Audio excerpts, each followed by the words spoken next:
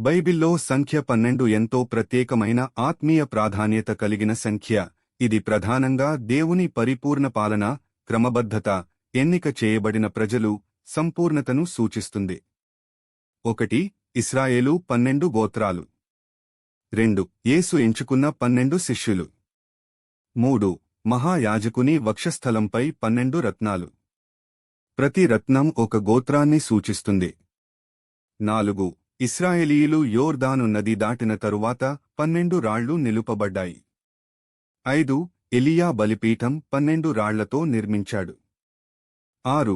యేసు 12 ఏళ్ల వయస్సులో మందిరంలో ఉపదేశించాడు. ఇది ఆత్మీయ పరిపక్వతకు సంకేతం.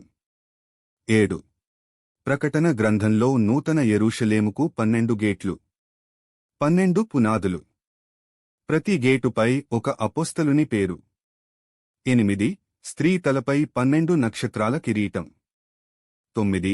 యేసు 5 రొట్టెలు 2 చేపల అద్భుతం తరువాత మిగిలిన 12 బుట్టలు.